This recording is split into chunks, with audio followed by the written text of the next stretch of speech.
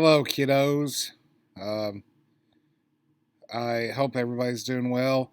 I miss getting to see you guys, as I'm sure you're sitting there watching this video thinking, oh, how I miss Mr. Moss's overly large face looking at me with a mask on and hearing about ancient Greece. I know that that's what you are missing the most on a daily basis. I just know you're going home and weeping over the idea of not getting to see me on a daily basis. And that's understandable. I have that effect on people.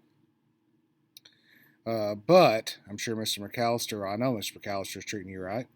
I really appreciate you guys acting and behaving for him. He says you guys are doing a great job.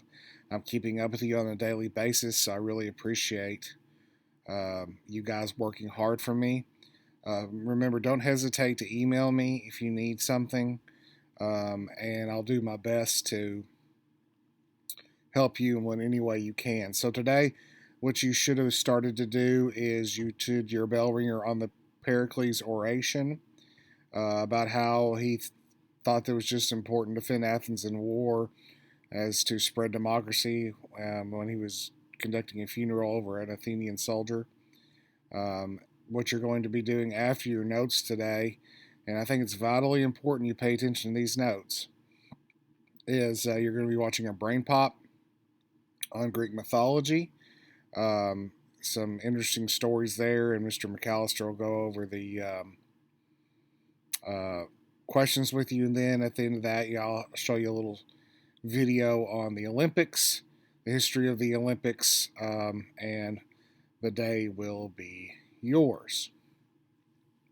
So, early Greece. Remember, Greece is a peninsula surrounded on three sides by water, and how that the city states, the polises, are isolated because of the mountainous terrain, and how that one of the earliest civilizations in and around Greece was the Minoans, who lived on the island of Crete, and their capital of Knossos. And we talked a little bit about how in Greek mythology that the island of Crete's where the labyrinth was and the Minotaur was, which isn't real if you're worried about the Minotaur, which I don't think you will be. Oh, the Minoans we talked about were destroyed by a volcano that led to a tsunami, which led to an ash cloud and totally wiped out their civilization, like so. And then we started discussing the first official Greek people, the Messenians. The Messenians were the first people to speak Greek, and how that they had a role in the story of the Trojan War, written by Homer in his two epic poems, the Iliad and the Odyssey. Now, an epic poem is a poem, a long poem that has a story, it tells a story, usually has a hero in it. A lot of civilizations had epic poems. One epic poem we talked about earlier, if you remember, was the Gilgamesh epic. Remember the story of Gilgamesh and him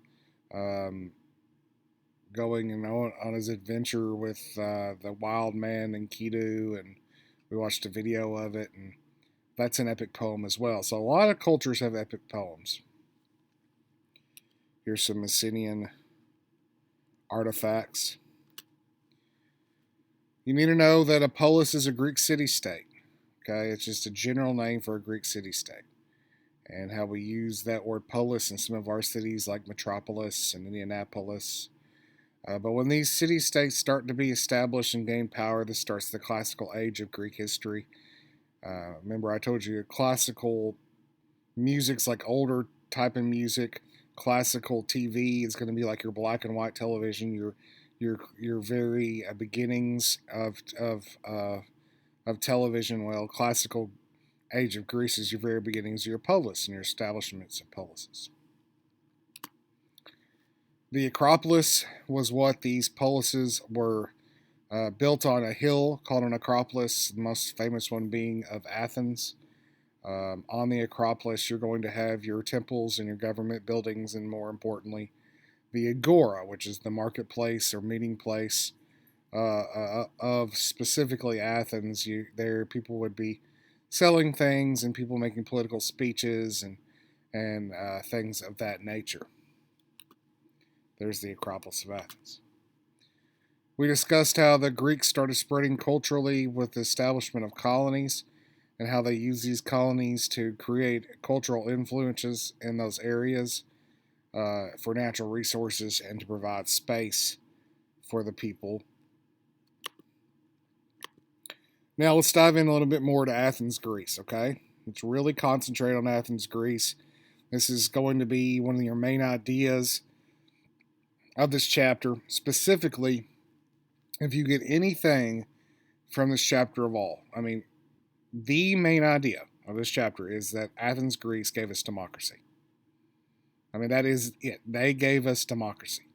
And what is democracy? Democracy means rule by the people, people choosing. Okay? But first, Athens started off as an aristocracy.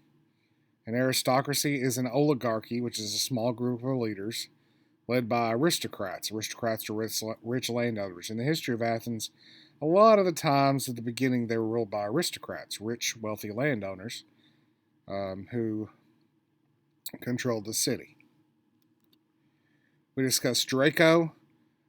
Draco being your harsh leader in early Athens that established draconian law.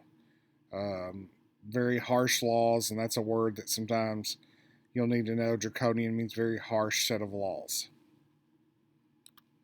Solon, not Salon, not getting your hair done. Solon, a individual who ushers in the idea of democracy. He does not establish democracy. He sort of takes baby steps towards democracy by allowing all free men to become citizens instead of just your aristocrats, and also allowing more people to have a say in the city of Athens. Solon was an aristocrat, but he is going to be taking baby steps towards the idea of democracy and ushering it in to the city of Athens. Pisistratus, the tyrant. Tyrants usually, it's a very bad word, ruled by force or power. In this case, Pisistratus actually brings peace in the city of Athens by taking power and setting a set of laws that are going to stop any conflict in that city. People like Pisistratus, but he is eventually, of course, going to be overrun once again by the aristocrats. But if you think about it, once again, a tyrant is someone that takes power, holds power by force, and most of the time that's bad. But in a positive note, what it can do is, if, let's say, a city is under attack and a tyrant's leading, well, only one person has to make a decision to try to stop things from going on. If it wasn't one person ruling, if it wasn't for a tyrant ruling, you're going to have a lot of people maybe arguing what to do. But quick decisions is a positive of a tyrant, if there is a positive. But usually, people like Pisistratus are looked down upon. Here's a big boy, Cleisthenes, who is the father of democracy, brought in democracy to Athens, the father of democracy, by establishing it in Greece. How did they do it? Well, it was done by a show of hands. The crowds would meet on a hill. Someone would come and propose a law, usually one of the leaders in the city. People would vote yes or no. It got tedious. It got tiresome.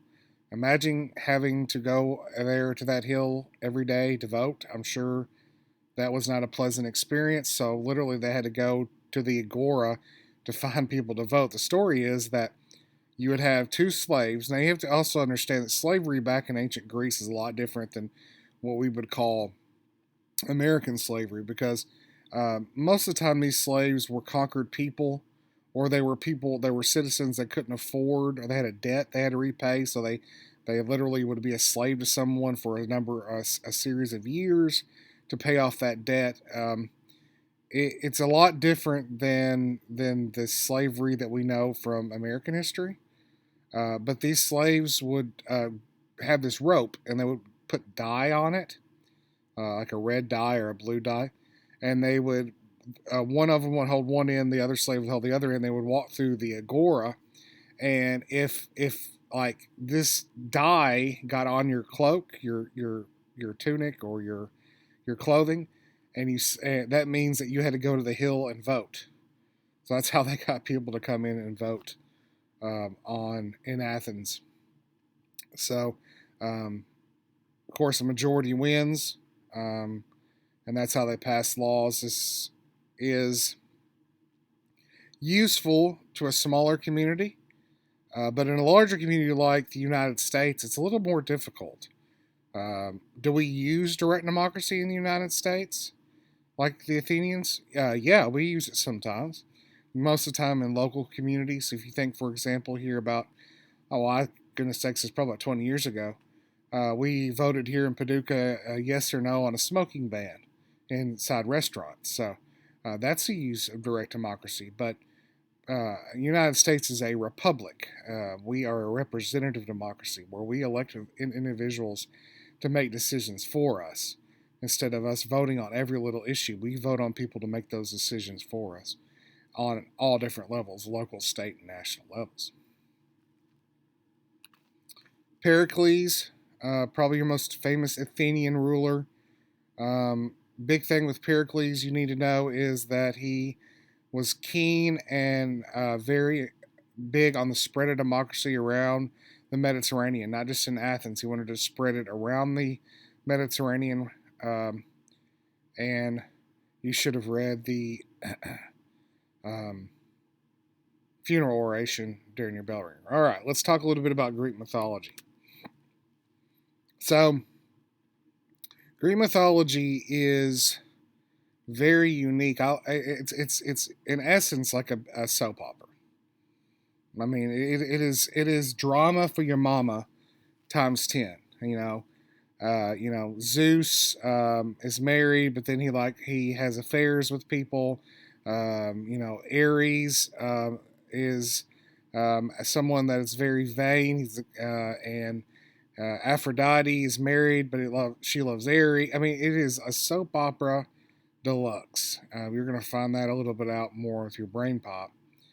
But I mean, we're talking about some major storylines that definitely are interesting and quite disturbing in some ways.